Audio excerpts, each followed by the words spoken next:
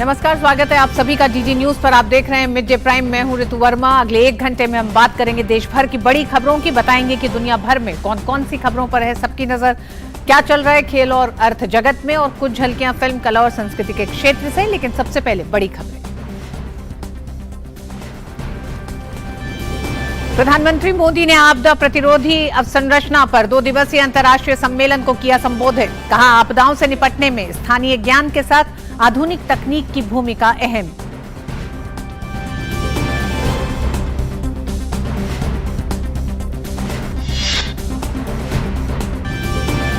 कर्नाटक चुनाव से पहले कांग्रेस को लगा झटका। कर्नाटक कांग्रेस प्रमुख डीके शिव कुमार के खिलाफ मांड्या पुलिस ने मामला किया दर्ज। चुनाव प्रचार के दौरान नोट फेंकने का आरोप।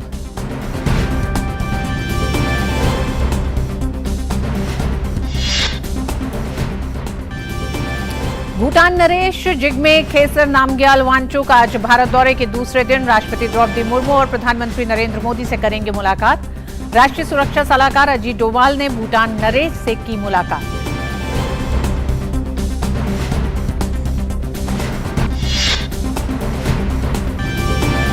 पश्चिम बंगाल के राज्यपाल डॉक्टर सीवी आनंद बोस ने हुगली के हिंसाग्रस्त इलाके का किया दौरा। कानून व्यवस्था का लिया जायजा। प्रदेश में ताजा हिंसा के कारण रिषड़ा स्टेशन पर देर रात 3 घंटे तक खड़ी रही गाड़ियां, डर से सहमे रहे यात्री। कानून व्यवस्था की स्थिति बनाए रखने के लिए हुगली जिले के सिरामपुर क्षेत्र में लगाई गई धारा 144।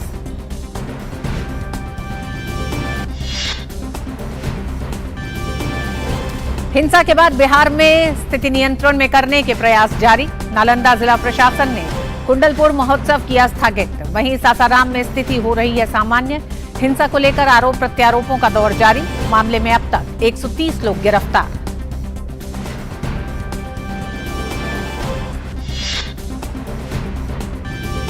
चीन द्वारा अरुणाचल प्रदेश की कई जगहों के नाम बदलने को लेकर भारत का कड़ा रुख। विदेश मंत्रालय ने दी कड़ी प्रतिक्रिया। कहा, भारत का अभिन्न हिस्सा है अरुणाचल प्रदेश। चीन की कोशिश को सिरे से किया खारिज।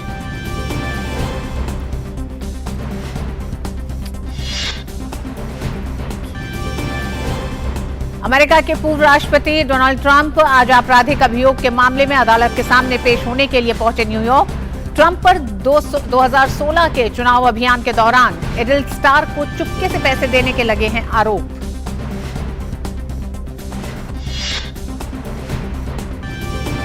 और फिनलैंड आज औपचारिक रूप से अमेरिकी नेतृत्व वाले सैन्य गठबंधन नाटो का बनेगा सदस्य। ब्रुसेल्स में नाटो विदेश मंत्रियों की बैठक में 31वें सदस्य देश के रूप में शामिल होगा फिनलैंड। और आइए सबसे पहले बड़ी खबरों पर नजर डालते हैं।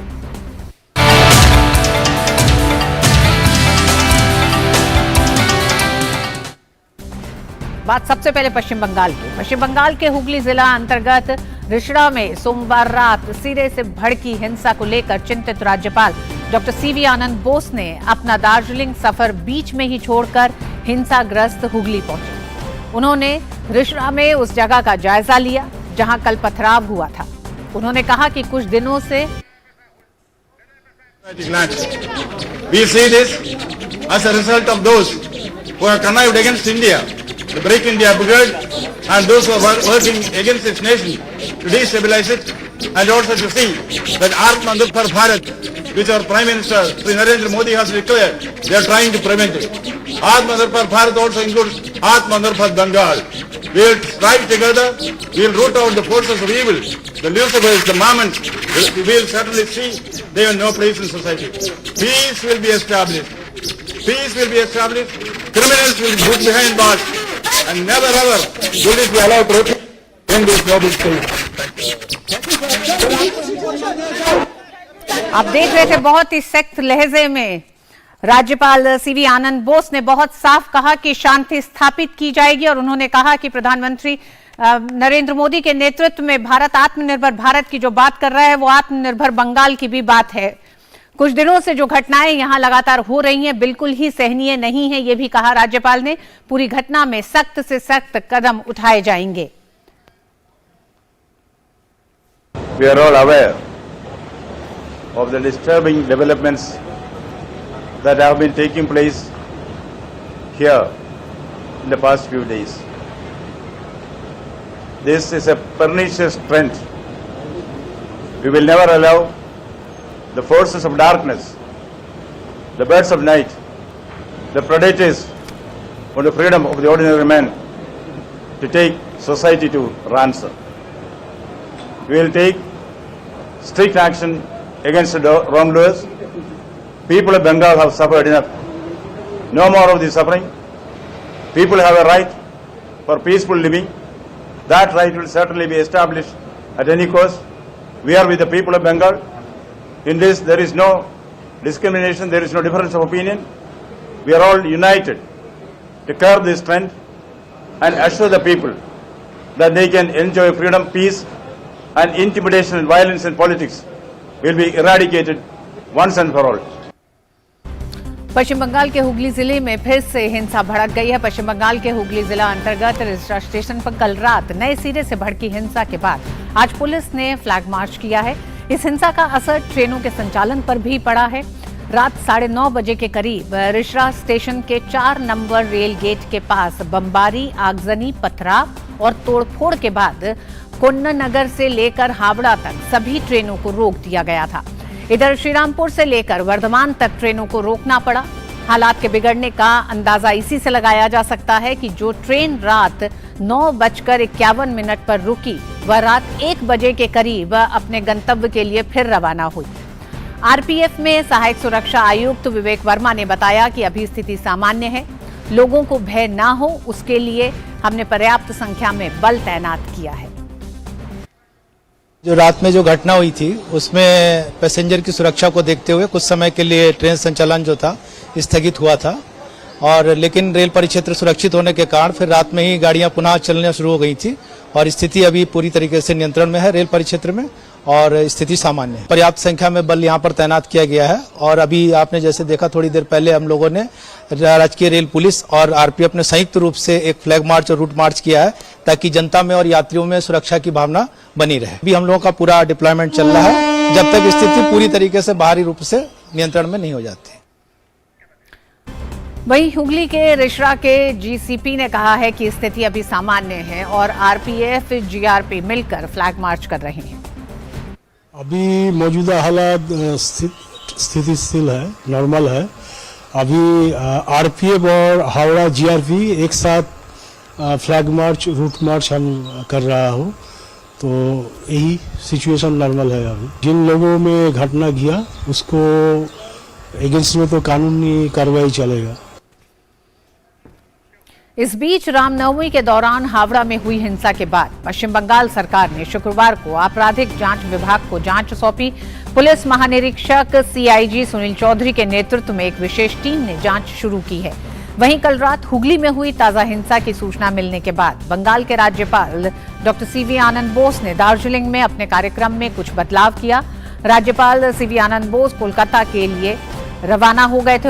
आज उन्होंने हुगली का दौरा भी किया, वहां पीड़ितों से मिले, प्रभावित इलाकों का दौरा किया। पश्चिम बंगाल में जारी हिंसा पर केंद्रीय मंत्री अनुराग सिंह ठाकुर ने ममता बनर्जी पर निशाना साधते हुए कहा कि ममता बनर्जी कहती हैं कि हिंदू इस इलाके में न जाएं तो क्या मुख्यमंत्री ही समाज को बांट रही हैं।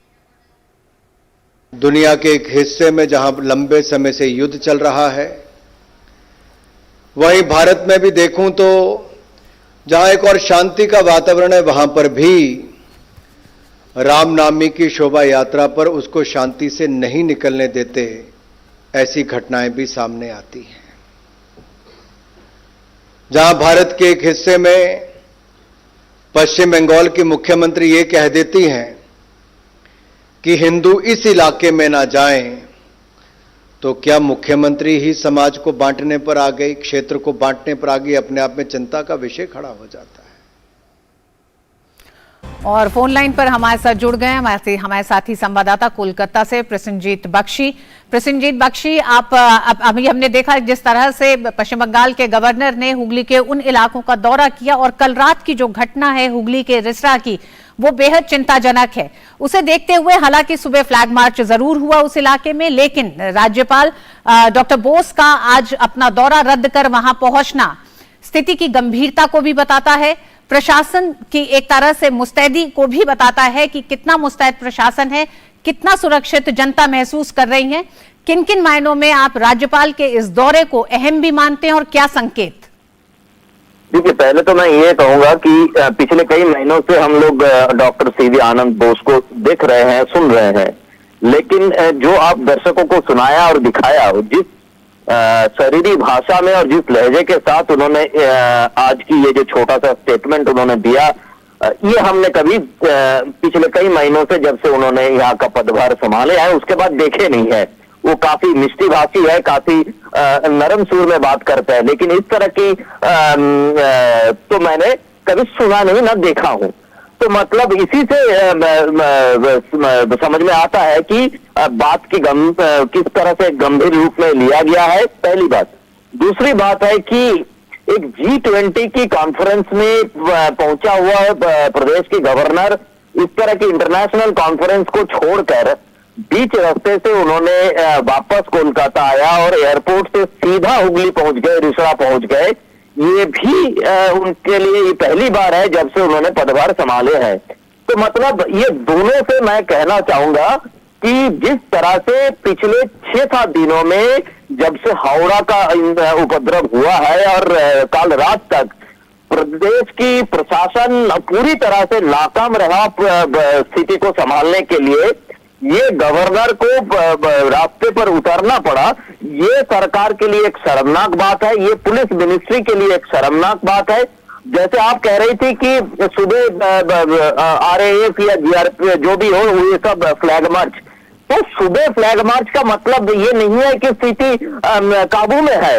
हम लोग पिछले 6 दिनों से बार बार कह रहे हैं कि स्थिति काबू में है, और ठीक 2 घंटा 3 घंटा 4 घंटे के बाद हम लोग तो फिर भागना पड़ रहा है कि स्थिति काबू में नहीं है। किसी जगह पे पत्रकारों के घायल हो गए, किसी जगह पे ट्रेन की यात्रियों के ऊपर पत्थरबाजी किया जा रहा है। तो मतलब इसका मतलब काबू नहीं है, पहली बात। दूसरी बात है कि सरकार के पास या पुलिस के पास कोई खुफिया इंफॉर्मेशन नहीं है कि क्या होने जा रहा है, क्या हो रहा है, कहां पे लोग जुटे हुए हैं, कहां पे पत्थर जमा करके रखा गया है, कहां पे आगजनी होने जा रहा है। तो मतलब जो खुफिया नेटवर्क होते रहते हैं DIB या IB का, वो है ही नहीं सरकार के पास।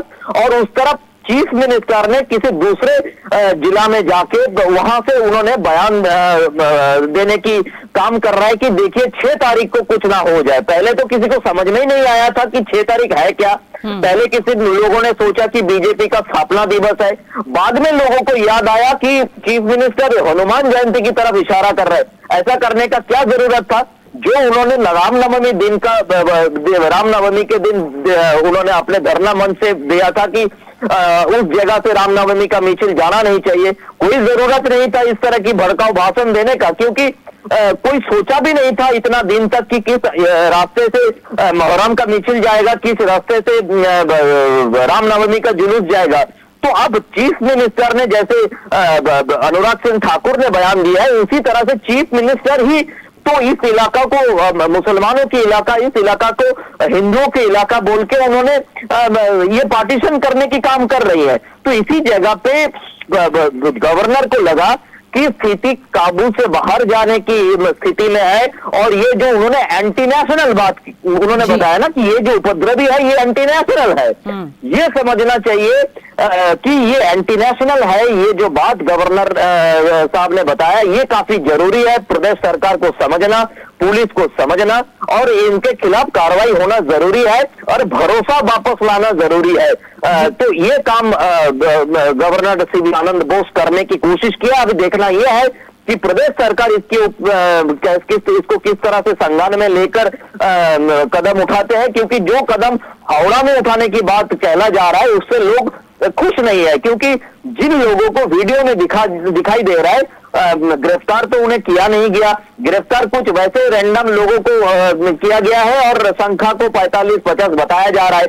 अब यहाँ पे रिसड़ा में क्या किया जाएगा, रात की जो काल की घटना है उसमें क्या किया जाएगा, परसों जिस तरह से पत्थरबाजी हो रहा था उसमें सीधी तरह से दिखाई दे रहा है कि कौन कौन पत्थर कहां से लेकर पत्थर बाजी कर रहे हैं। तो तो इसके ऊपर सरकार की क्या कार्रवाई है, इसी का इंतजार है। और ये जो सीवी गवर्नर साहब की जो दौरा है, ये सरकार के ऊपर एक तरह से दबाव है कि आप किसी ना किसी तरह उपद्रवी के खिलाफ, खास कर से उपद्रवी के खिलाफ कार्रवाई करे, कोई रैंडम कार्रवाई ना करे और किसी बयानबाजी ना करे।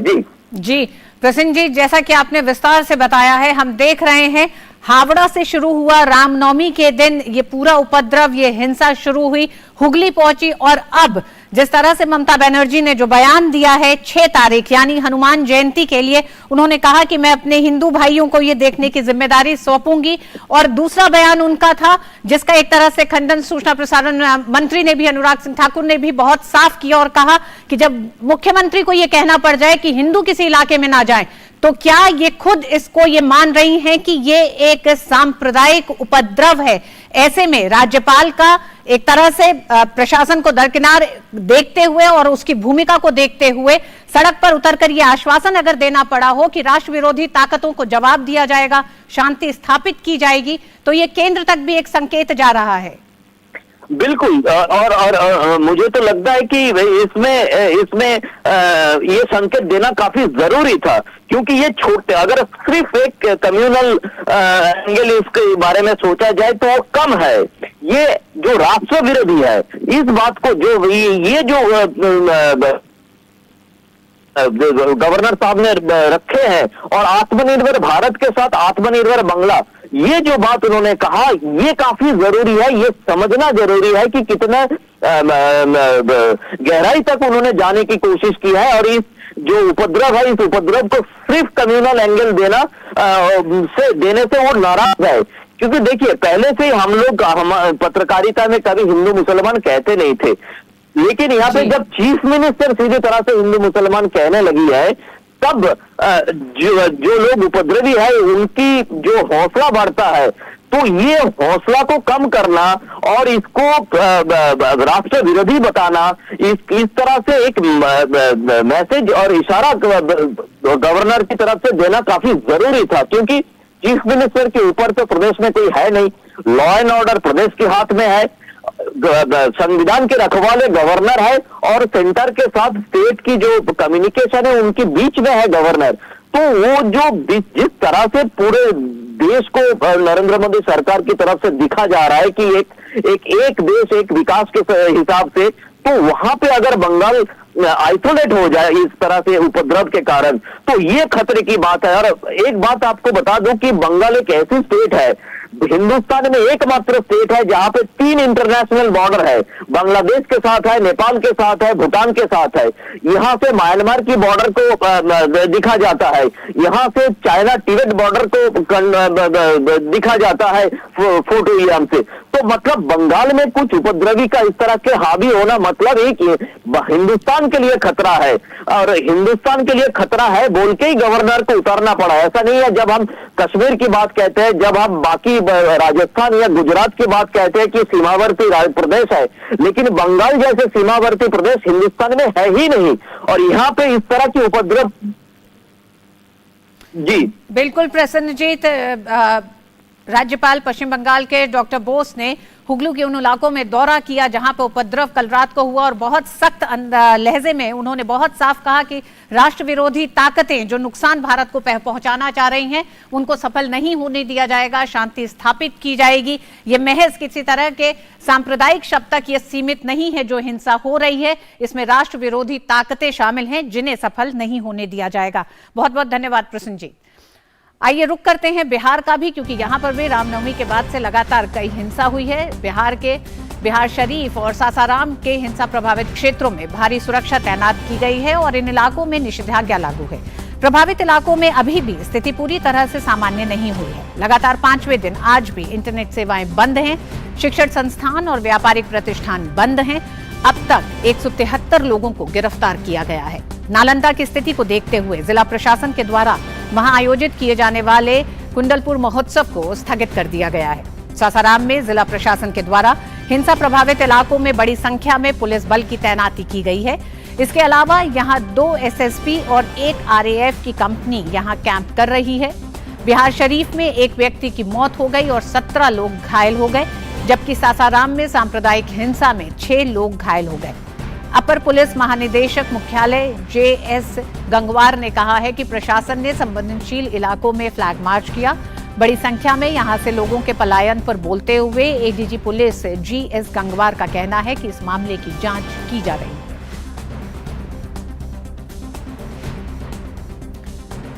सलमान हैदर हमारे साथ पटना से जुड़ गए हैं। सलमान, जानना चाहेंगे इस समय मौजूदा स्थिति क्या है, किस तरह के कदम उठाए जा रहे हैं और खासकर सासाराम और बिहार शरीफ में ताजा माहौल क्या? देखिए ऋतु, सासाराम में अब स्थिति सामान्य होने पर आ गई है। आज नालंदा में, यानी जो बिहार शरीफ जिसका हेडक्वार्टर है, वहां पर शांति मार्च निकाला गया, जिसमें राज्य सरकार श्री श्रवण कुमार और जो सांसद हैं कौशलेंद्र कुमार, उन्होंने हिस्सा लिया और लोगों से अपील की कि शांति बनाए रखें। लेकिन ये जो सारा मामला है, रामनवमी के दिन अचानक से कई शहरों में छोटी मोटी वारदातें तो हुई, लेकिन सासाराम और बिहार शरीफ चपेट में आ गया इसकी बुरी तरह से। तो इसको लेकर तरह तरह के सवाल उठ रहे हैं। स्थिति सामान्य तो बताई जा रही है प्रशासन की ओर से कि तनावपूर्ण, किंतु सामान्य है जो प्रशासनिक एक शब्दावली होती है। लेकिन लोग दहशत में हैं अभी भी और घरों से बाहर निकलने में कतरा रहे हैं और अपनी जरूरत के सामान खरीदने के लिए बमुश्किल उनको निकलना पड़ रहा है, तो परेशानी हो रही है। और जैसा कि हम जानते हैं, आज महावीर जयंती है और नालंदा, बिहार शरीफ और उससे सटा हुआ उसी जिले का राजगीर, ये महावीर से जुड़े हुए स्थल हैं। और कुंडलपुर है जहां जो जैन धर्मावलंबियों का प्रमुख तीर्थ स्थल है। आपने खबरों में बताया भी कि जो कुंडलपुर महोत्सव था वो स्थगित कर दिया गया है तनावपूर्ण स्थिति को देखते हुए। तो इससे ये लगता है कि स्थिति सब कुछ सामान्य नहीं है और अभी भी तनाव वहां पर बना हुआ है। प्रशासन की ओर से प्रयास किए जा रहे हैं, ये कोशिश हो रही है कि जल्द से जल्द स्थिति सामान्य हो। जी ऋतु। जी, बहुत बहुत शुक्रिया सलमान पूरी जानकारी के लिए। और आइए अब बात ताजा खबर की।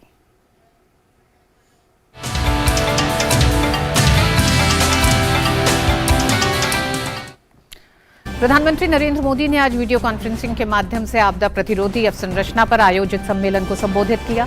प्रधानमंत्री नरेंद्र मोदी ने अपने संबोधन में कहा कि कुछ ही सालों में 40 से भी ज्यादा देश आपदा प्रतिरोधी अवसंरचना सम्मेलन में शामिल हुए हैं। पीएम ने आपदा जोखिम प्रतिरोध के संदर्भ में सभी देशों से एक साथ काम करने की बात कही।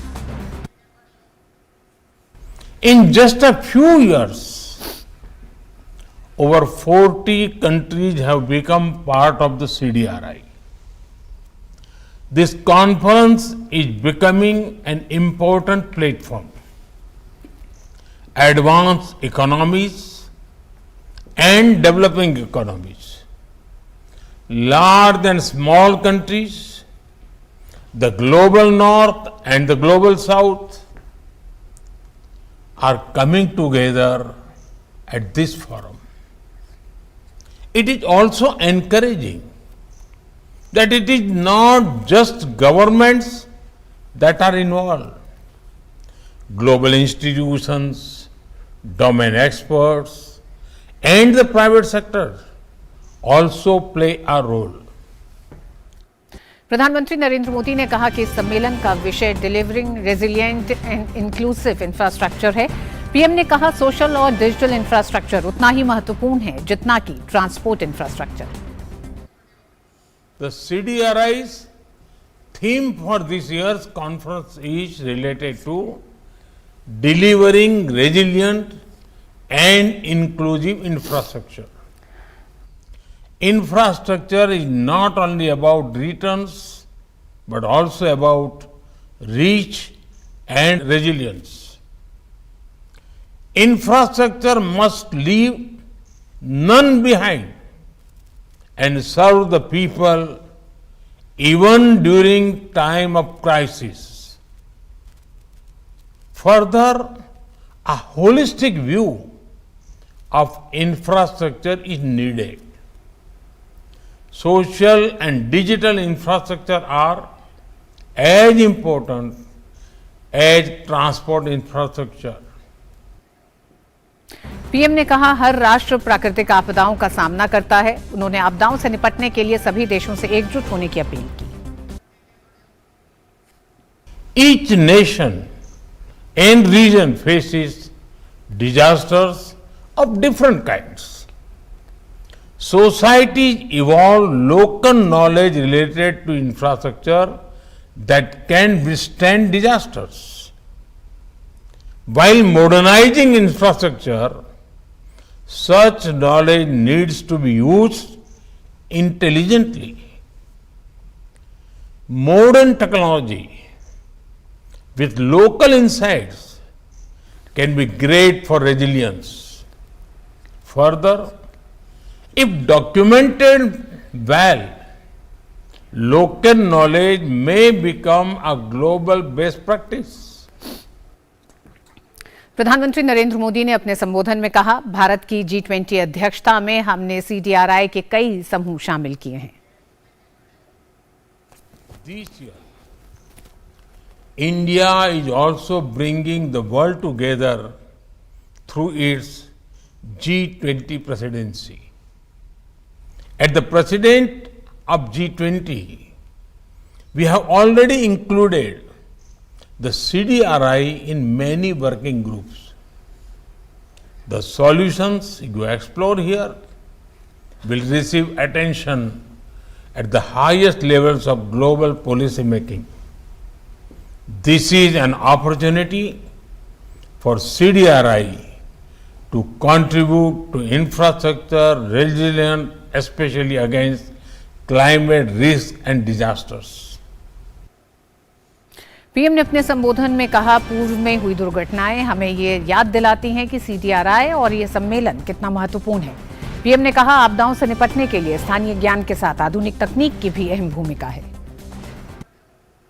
Recent disasters have reminded us of the scale of challenges we face. Let me give you a few examples. We had heat waves across India and Europe. Many island nations were harmed by earthquakes, cyclones, and volcanoes.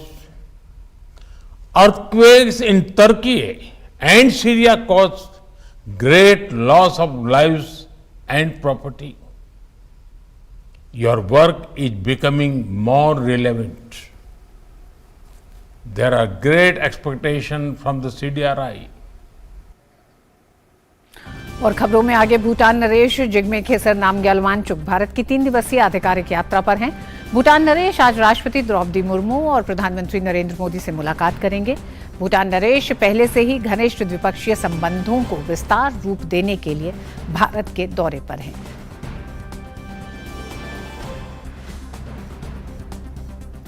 राष्ट्रीय सुरक्षा सलाहकार अजीत डोवाल ने आज भूटान नरेश जिग्मे खेसर नामग्याल वांगचुक से मुलाकात की। मुलाकात के दौरान दोनों ने द्विपक्षीय संबंधों सहित अहम मुद्दों पर चर्चा की।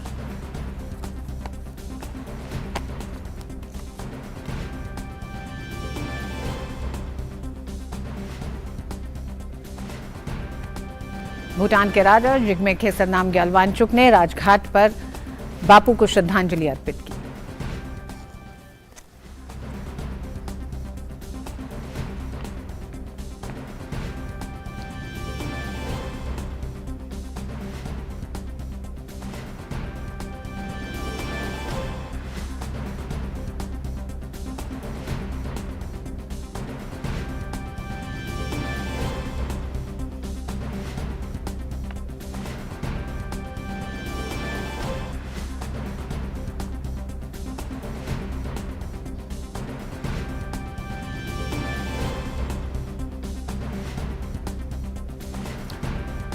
और भूटान नरेश के भारत दौरे पर विस्तार से बात करने के लिए हमारे साथ जुड़ गए हैं हमारे साथी संवाददाता अमृतपाल सिंह। अमृत, ये दौरा बेहद अहम माना जा रहा था भूटान नरेश के यहाँ पहुंचने से पहले, लेकिन एक और खबर ने इस दौरे को बेहद अहम बना दिया है। साथ ही साथ इस टाइमिंग पे भी बात होने लग गई है। चीन की जो हालिया घटना है, जो 10 जगहों के नाम बदलने की घटना है, उसको देखते हुए जी चीन ने ये कल उनकी सिविल अफेयर्स मिनिस्ट्री ने ये जारी किया कि उन्होंने 11 जगहों के नाम बदले हैं, जिस पर आज भारत का रिएक्शन भी आया। भारत ने इसको कहा कि इससे जो रियलिटी है, असलियत है, वो उसमें कोई फर्क नहीं पड़ता, क्योंकि अरुणाचल इंटीग्रल और अनएलिएनेबल पार्ट है भारत का। तो चीन ये कोई नई बात नहीं है, चीन के द्वारा ये पहले भी करता आया है और भारत ने इसको रिजेक्ट किया और कहा कि ये इन ऐसे स्टेप से रियलिटी ऑल्टर नहीं होगी। तो एक तो ये है। दूसरा, आप ठीक कह रही हैं कि उनकी टाइमिंग अब भूटान के किंग की विजिट से डायरेक्टली रिलेटेड है कि नहीं, पर देखी जरूर ऐसे जा रही है, क्योंकि चीन और भूटान के बीच में कुछ जब जनवरी में बातचीत हुई थी तो उन्होंने एक मेमोरेंडम ऑफ अंडरस्टैंडिंग साइन किया था, जिस पर इस दौरे से पहले उनके भूटान के प्रधानमंत्री की भी एक बयान आया था। फिर हालांकि उन्होंने उसको कहा कि ये जो ग्राउंड सिचुएशन है उसको ऑल्टर नहीं करता। और भारत ने भी या भूटान दोनों ने ही आधिकारिक तौर पर ये नहीं कहा है कि क्या आज की बातचीत में ये मुद्दा उठेगा, पर ये कयास लगाए जा रहे हैं कि भारत के जो सुरक्षा कंसर्न्स हैं, सिक्योरिटी कंसर्न्स हैं, भारत रेज कर सकता है। हालांकि आधिकारिक तौर पर ये नहीं कहा गया है, पर ये कयास लगाए जा रहे हैं। तो इस विजिट पर इसकी जो छाया है वो जरूर पड़ सकती है। जी अमृत, आपने कहा कि भारत के सुरक्षा से जुड़े तमाम उन मामलों को या उन बिंदुओं को भूटान नरेश के साथ उठाया जा सकता है बातचीत में। वो क्या सुरक्षा के मुद्दे हैं और साथ ही साथ जियोपॉलिटिकल सिचुएशंस को देखते हुए भूटान काफी अहम हो जाता है भारत के लिए भी? जी बिल्कुल, भूटान अहम एक तो भारत के लिए क्योंकि उसके दोस्ताना संबंध हैं, डेवलपमेंटल पार्टनरशिप है, पीपल टू पीपल कांटेक्ट है, पर जियोपॉलिटिकली भूटान जहां ज्योग्राफी जो भूटान की है उस लिहाज से भूटान की जो जियोपॉलिटिकल इम्प्लीकेशंस हैं इस रिश्ते की वो और बढ़ जाती हैं। ऊपर चाइना है, इधर नीचे बांग्लादेश है, बाकी साइड्स पे भारत है। तो आप वो एक बड़े इम्पोर्टेंट जो पॉलिटिकल फ्रैक्चर पे बैठा है भूटान।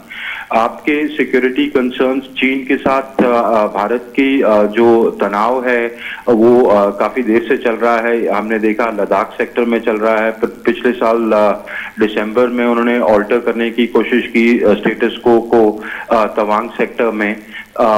लगातार वो ये अरुणाचल का मुद्दा उठाते रहते हैं, ऑब्जेक्ट करते हैं। 2017 में अगर आपको याद हो, जब दलाई लामा ने अरुणाचल विजिट किया था, तो फिर उसी के बाद इन्होंने चाइनीज ने एक लिस्ट जारी करके 5 एरियाज को अपना के नाम बदले थे। फिर वैसा ही उन्होंने 2021 में किया। उन्होंने 15 और लोकेशंस के नाम बदले। अब फिर कल उन्होंने 11 लोकेशंस, जिसमें 5 पहाड़ी चोटियां हैं, रिहायशी इलाके हैं, 2 रिवर्स हैं जी, तो इनके नाम बदले। इसेंशली वो एक तो असर्ट कर रहे हैं अपना क्लेम। अरुणाचल उनके मुताबिक अरुणाचल साउथ तिब्बत का पार्ट है और वो अरुणाचल का कुछ पार्ट पर अपनी सॉवरेनिटी असर्ट करते हैं, जो भारत कंप्लीटली रिजेक्ट करता है और कहता है कि जो अंग्रेजों के साथ समझौता हुआ था मैकमोहन लाइन का, वो उसके तहत अरुणाचल क्लियरली इंडियन टेरिटरी में है। सन 47 में जब भारत की बाउंड्रीज डिफाइन हुई तो क्लियरली अरुणाचल इंडिया का पार्ट हुआ। तो चाइनीज इसको डिस्प्यूट करते हैं और इस तरह की अपने क्लेम्स असर्ट करते रहते हैं कुछ हिस्से में। वो पर वो उनका पुराना, मतलब ये कोई नई बात नहीं है। वो उत्तराखंड, हिमाचल के कुछ एरियाज में अपना एरिया असर्ट करते हैं, पर भारत उससे इत्तेफाक नहीं रखता और भारत कंसिस्टेंटली ये क्लेम्स रिजेक्ट करता आया है। हाँ, क्योंकि अरुणाचल जो आपका ईस्टर्न इलाका है, वहां पर भूटान एक इम्पोर्टेंट देश है, तो उस संदर्भ में, जियोपॉलिटिकल संदर्भ में आपके सिक्योरिटी कंसर्न्स हैं जो आप भूटान के साथ बड़े पीसफुली आप उठाते रहे हैं, और आपके बड़े फ्रेंडली रिलेशंस हैं उनके साथ, जो टाइम टेस्टेड हैं और चलते आए हैं। और अब जरूर मुझे लगता है, ये मेरा अपना जाती मानना है कि ये बात हो सकता है कि टॉक्स में उठाई जाए। जी हाँ, बहुत बहुत शुक्रिया अमृतपाल, विस्तार से भारत और भूटान के संबंधों और जो हालिया चुनौतियां जो सामने आ रही हैं उसको लेकर ये दौरा बेहद अहम होने जा रहा है। बहुत बहुत धन्यवाद पूरी जानकारी के लिए। भारत ने चीन द्वारा अरुणाचल प्रदेश के कुछ स्थानों के नाम बदलने के चीन के कदम को खारिज करते हुए कहा कि अरुणाचल प्रदेश भारत का अभिन्न अंग है और हमेशा रहेगा। विदेश मंत्रालय के प्रवक्ता अरिंदम बागची ने कहा कि यह पहली बार नहीं है जब चीन ने ऐसा हथकंडा अपनाया है। उन्होंने कहा कि अरुणाचल प्रदेश के नाम बदल देने से तथ्य नहीं बदलेगा।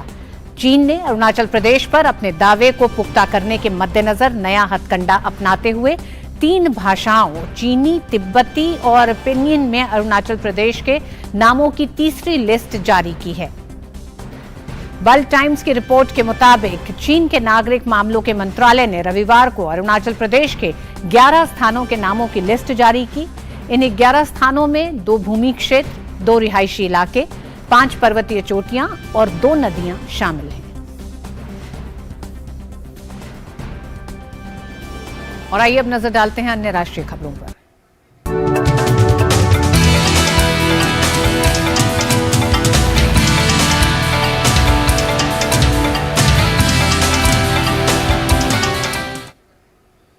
कर्नाटक चुनाव से पहले कांग्रेस नेता डीके शिव कुमार को बड़ा झटका लगा है। मांड्या में एक स्थानीय अदालत के निर्देश पर मांड्या ग्रामीण पुलिस ने कर्नाटक कांग्रेस अध्यक्ष डीके शिव कुमार के खिलाफ मामला दर्ज किया है। दरअसल ये कार्रवाई शिव कुमार द्वारा एक रोड शो में लोगों पर नोट बरसाने को लेकर हुई है। 28 मार्च को आयोजित प्रजाध्वनि यात्रा के दौरान मांड्या जिले के बेविनाहल्ली के पास शिव कुमार को कलाकारों पर 500 रुपए के नोट फेंकते हुए देखा गया था। कांग्रेस नेता का वीडियो सामने आने के बाद भाजपा ने इसका कड़ा विरोध किया था। कर्नाटक के मुख्यमंत्री और भाजपा नेता बसवराज बोम्मई ने विरोध जताते हुए कहा था कि डीके शिव कुमार चुनाव जीतने के लिए कुछ भी करने को तैयार हैं और अपनी ताकत का खुलेआम इस्तेमाल कर रहे हैं। गौरतलब है कि कर्नाटक में 10 मई को विधानसभा चुनाव होंगे। चीनी मिल भ्रष्टाचार मामले में महाराष्ट्र के पूर्व मंत्री और एनसीपी नेता हसन मुशर्रफ के सहयोगी चंद्रकांत मधुकर गायकवाड़ को प्रवर्तन निदेशालय ने पूछताछ के लिए बुलाया है। कल महाराष्ट्र चीनी मिल मामले को लेकर ईडी ने कार्रवाई की थी। ईडी द्वारा महाराष्ट्र के पूर्व मंत्री और एनसीपी नेता हसन मुशर्रफ के करीबी सहयोगी और व्यापारिक साझेदार के कार्यालयों में तलाशी ली गई थी। ईडी ने शुगर मिल मामले को लेकर पुणे में कई जगहों पर तलाशी अभियान चलाया था। दरअसल भाजपा के पूर्व सांसद किरीट सोमैया ने एनसीपी नेता हसन मुशर्रफ पर एक सहकारी चीनी मिल में 100 करोड़ रुपए की अनियमितता और 127 करोड़ रुपए के मनी लॉन्ड्रिंग घोटाले में शामिल होने का आरोप लगाया है। सरकार ने आवश्यक दवाओं की राष्ट्रीय सूची में शामिल ज्यादातर दवाओं के अधिकतम मूल्य सीमा तय कर दी है, जिसके चलते 1 अप्रैल को 651 दवाओं के दाम औसतन 6.73% घट गए हैं। जिन जरूरी दवाओं के दाम कम हुए हैं उनमें बुखार, शुगर, ब्लड प्रेशर, दिल की बीमारी और एंटीबायोटिक की दवाएं शामिल हैं। सरकार के इस कदम से उपभोक्ताओं को 3000 करोड़ रुपए की अनुमानित वार्षिक बचत होगी। सरकार ने आवश्यक दवाओं की राष्ट्रीय सूची के तहत सूचीबद्ध कुल 870 दवाओं में से 651 दवाओं की अधिकतम कीमत तय कर दी है। दवाओं की दुकानों पर 1 रुपया से भी कम कीमतों में पैरासीटामोल दवा उपलब्ध होगी। जरूरी दवाओं की सूची में संशोधन के बाद 1 अप्रैल से 651 दवाओं की कीमतें घटी हैं। पैरासीटामोल की एक गोली अब 89 पैसे और मधुमेह टाइप 2 के रोगियों के लिए मेटाफॉर्मिन 2 रुपए में मिलेगी। राष्ट्रीय औषधि मूल्य निर्धारण प्राधिकरण के मुताबिक जरूरी दवाओं की कीमतों में 1 अप्रैल से 6.73% की कमी आई है। ऐसे 651 दवाओं के दाम कम हुए हैं। पैरासीटामोल 500 mg की गोली 12% तक सस्ती हुई है। उच्च रक्तचाप, हृदयाघात जैसी जटिलताओं में उपयोगी टेलीमर्सन दवा 7.65% तक सस्ती हुई है। मेटाफॉर्मिन की कीमत में 5.63% की कमी आई है। पहले मेटाफॉर्मिन 2 रुपया 13 पैसे और टेलीमर्सन 40 mg की एक गोली 7 रुपये 32 पैसे में मिलती थी। वहीं एमॉक्सिलिन की कीमतों में 8.32% की कमी आई है। एनपीपीए के मुताबिक दवा मूल्य नियंत्रण आदेश 2013 के तहत सरकार हर साल कीमतों की समीक्षा करती है। सितंबर 2022 में आवश्यक दवाओं की सूची में संशोधन किया गया था। इस सूची में 870 तरह की दवाएं शामिल हैं। इनमें से 651 दवाओं की कीमतें कम हुई है। सरकार के इस कदम से उपभोक्ताओं को सालाना अनुमानित 3,500 करोड़ रुपए की बचत होगी। Nitendra Singh, DD news, Delhi. भगवान महावीर की जयंती आज देश भर में धार्मिक श्रद्धा के साथ मनाई जा रही है। महावीर जयंती जैन समुदाय के लिए सबसे पावन अवसर है और उनके धार्मिक जीवन में इसका बहुत महत्व है। आज के दिन देश भर में कई कार्यक्रमों का आयोजन किया जा रहा है। प्रधानमंत्री नरेंद्र मोदी ने महावीर जयंती की शुभकामनाएं दी हैं। पीएम मोदी ने ट्वीट में लिखा, आज एक विशेष दिन है जब हम भगवान महावीर की महान शिक्षाओं को याद करते हैं। उन्होंने एक शांतिपूर्ण, सामंजस्यपूर्ण और समृद्ध समाज के निर्माण का मार्ग दिखाया। उनसे प्रेरित होकर हम हमेशा दूसरों की सेवा करें और गरीबों और दलितों के जीवन में सकारात्मक बदलाव लाएं।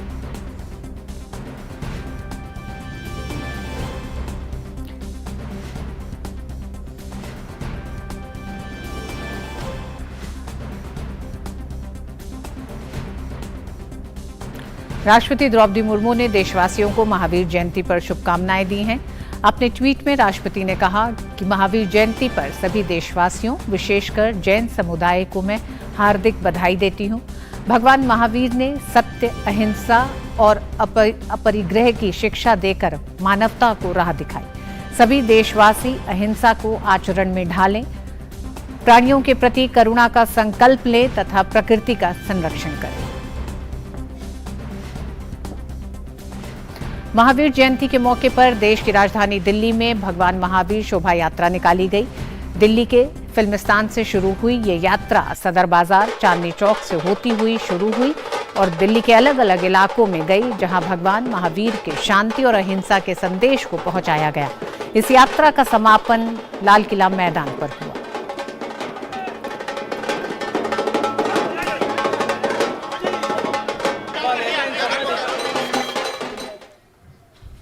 भगवान महावीर स्वामी के जन्म कल्याण पर मैं सब पूरे देशवासियों को बधाई देता हूं और समय समय पर यहां पर 34 साल से करीब भंडारा चलता है भगवान महावीर के नाम से। हमें बहुत आनंद आता है इस कार्य के अंदर और मैं सभी देशवासियों को, पूरे भारतवर्ष के लोगों को, अखिल भारतीय अहिंसा संघ के सभी कार्यकर्ताओं को बहुत बहुत बधाई देता हूँ।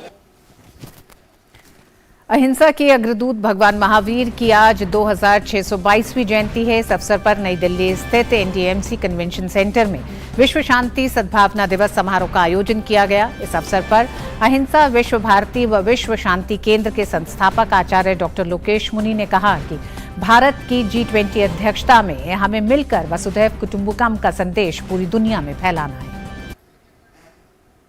ये आशा करता हूं कि हम सब मिलकर के इस कोरोना काल के बाद में जिस तरह से जैन जीवन शैली, भारतीय जीवन शैली, सनातन जीवन शैली के प्रति एक अजीब आकर्षण पूरी दुनिया में हुआ है और जिस समय हमारे देश आजादी का अमृत महोत्सव बना रहा है, G20 की अध्यक्षता कर रहा है, हम सबको वसुधैव कुटुंबकम का संदेश पूरी दुनिया में फैलाना है और मैं समझता हूं उसके लिए भगवान महावीर से अधिक प्रासंगिक और कोई नहीं हो सकते।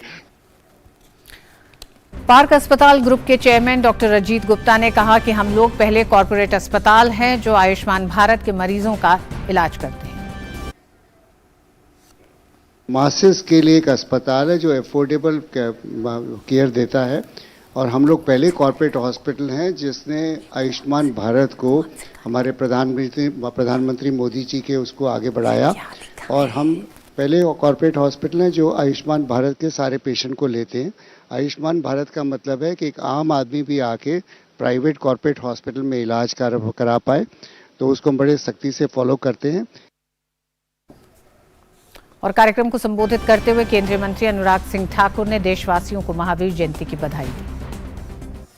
आप सबको महावीर जयंती की बहुत बहुत बधाई और शुभकामनाएं देता हूं। मुझे भगवान महावीर जयंती के उपलक्ष्य में जहां आयोजित विश्व शांति सद्भावना दिवस पर महावीर दर्शन से प्रकृति एवं संस्कृति संरक्षण विषय पर इस राष्ट्रीय संगोष्ठी पर देश के अलग अलग कोनों से आए हुए सभी बुद्धिजीवी यहाँ पर उपस्थित हुए हैं। आपका मैं देश की राजधानी पर बहुत स्वागत और अभिनंदन भी करता हूँ। केंद्रीय मंत्री अनुराग सिंह ठाकुर ने पीएम मोदी की प्रशंसा की। उन्होंने कहा, पीएम मोदी के नेतृत्व में भारत नई ऊंचाइयों पर पहुंच रहा है। केंद्रीय मंत्री ने आचार्य लोकेश मुनि की सराहना करते हुए कहा कि उन्होंने पिछले वर्ष अमेरिका की शांति सद्भावना यात्रा के दौरान अमेरिका के राष्ट्रपति को शिक्षा के क्षेत्र में बंदूक से हिंसा की बढ़ती घटनाओं से निपटने के लिए अमेरिकी स्कूलों में शांति शिक्षा शुरू करने का सुझाव दिया। जहां एक और मोदी जी के नेतृत्व में भारत नई ऊंचाइयों पर पहुंच रहा है, मिशन लाइफ से लेकर इंटरनेशनल सोलर अलायंस जैसे विषयों को आगे बढ़ाकर मोदी जी ने दुनिया भर में भारत से दुनिया को नेतृत्व देने का काम किया। तभी तो लगातार 3 वर्षों में एक नहीं अनेक बार मोदी जी को दुनिया के सबसे लोकप्रिय नेता के रूप में आज चुना गया है। मेरे भाई और बहनों, जहां एक और नरेंद्र मोदी जी इस काम को कर रहे हैं, वहीं पर हमारे आचार्य डॉक्टर लोकेश जी भगवान महावीर के दर्शन को दुनिया भर में फैलाने का कार्य कर रहे हैं। आचार्य जी, मैं आपका इसके लिए बहुत बहुत आभार प्रकट करता हूं।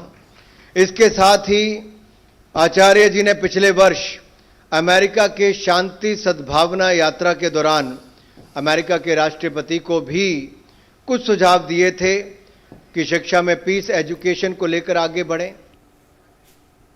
देश में कोरोना एक बार फिर से पैर पसार रहा है। कोरोना के दैनिक मामलों में वृद्धि देखने को मिल रही है। कोरोना संक्रमितों की संख्या 21,000 पार हो गई है।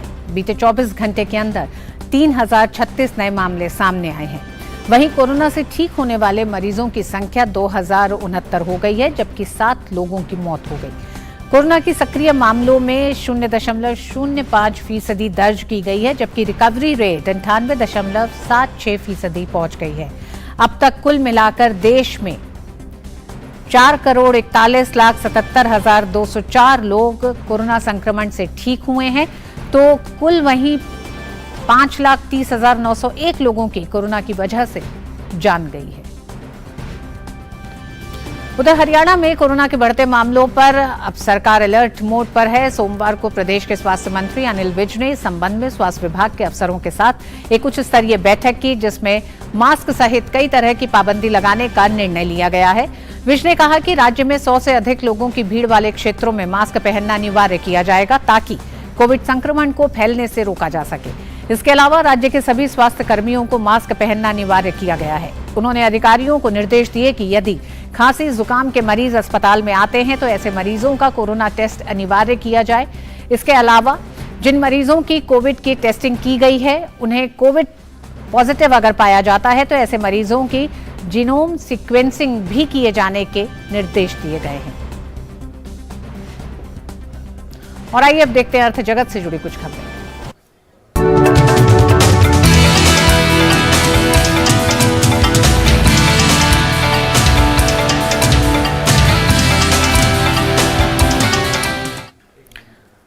भ्रष्टाचार पर रोक लगाने और गरीबों तक सीधी मदद पहुंचाने में डायरेक्ट बेनिफिट ट्रांसफर स्कीम सरकार की योजना देश भर में कारगर साबित हो रही है। डीबीटी की सरकारी वेबसाइट के मुताबिक इस योजना के माध्यम से साल 2014 से अब तक 28,84,000 करोड़ रुपए से अधिक की मदद सीधे आम लोगों को ट्रांसफर की गई है। इतना ही नहीं, बीते 3 वर्षों में 1900 करोड़ से ज्यादा डीबीटी ट्रांसफर के जरिए रिकॉर्ड 18.25 लाख करोड़ रुपए की मदद सीधे गरीबों के बैंक खातों में भेजी गई है। साल 2020 और 21 में 5,87,000 करोड़ रुपए डीबीटी के माध्यम से गरीबों के खातों में भेजे गए, जबकि साल 2021-22 में 6,30,000 करोड़ रुपए डीबीटी के माध्यम से भेजे गए। वहीं साल 2022-23 में करीब 6,17,000 करोड़ रुपए आम लोगों को ट्रांसफर किए गए हैं। Direct benefit transfer scheme Covid के दौरान लोगों की मदद और उस परिस्थिति से देश को तेजी से बाहर निकालने की प्रधानमंत्री नरेंद्र मोदी की प्रतिबद्धताओं में दिखता है। साल 2014 से अब तक डीबीटी के जरिए जो ट्रांसफर किए गए हैं, उनमें से करीब 63% सिर्फ बीते 3 वर्षों में किए गए हैं। शनिवार को एक कार्यक्रम के दौरान पीएम मोदी ने डीबीटी का जिक्र करते हुए कहा था कि आज जनधन, आधार, मोबाइल की ट्रिनिटी से हर लाभार्थी को इसका पूरा हक मिल रहा है। इस व्यवस्था से 8 करोड़ से अधिक फर्जी लाभार्थी सिस्टम से बाहर हुए हैं।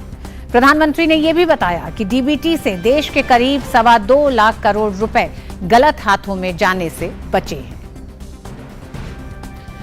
और आइए अब वक्त है खेल की खबरों का।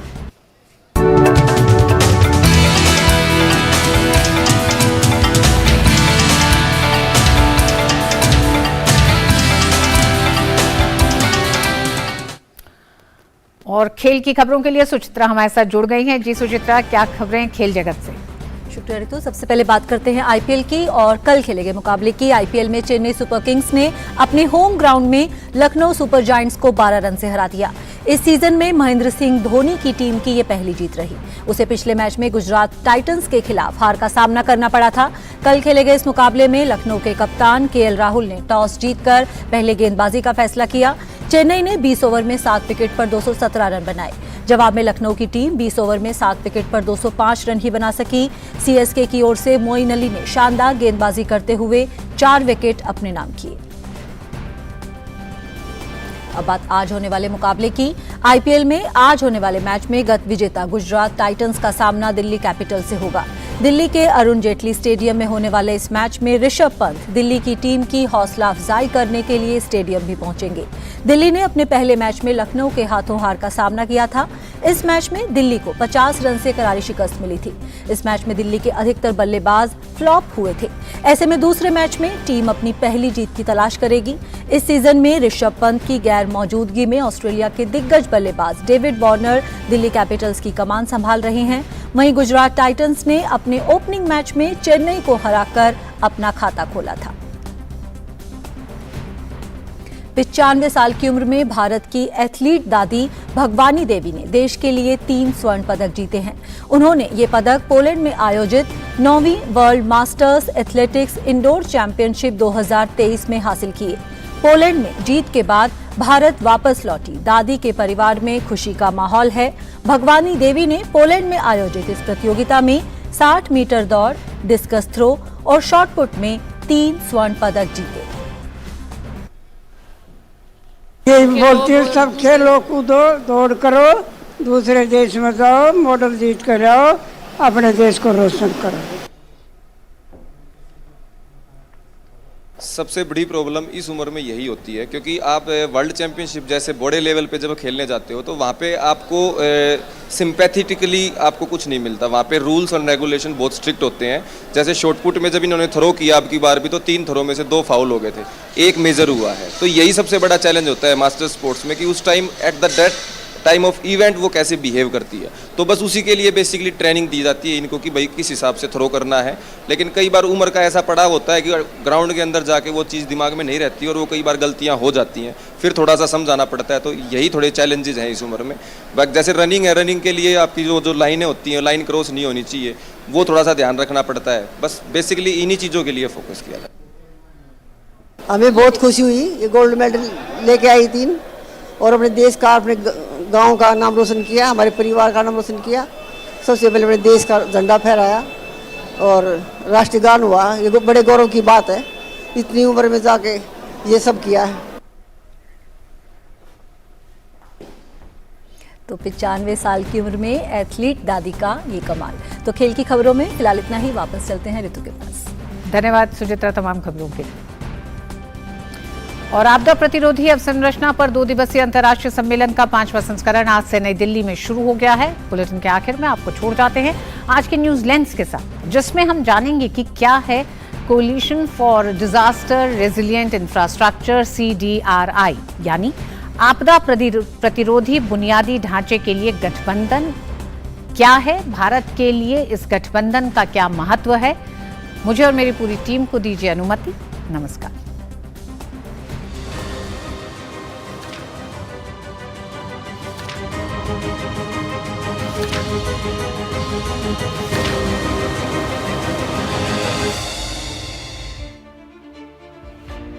आपदा प्रतिरोधी अवसंरचना पर 5वां अंतर्राष्ट्रीय सम्मेलन आज से नई दिल्ली में शुरू हो गया है।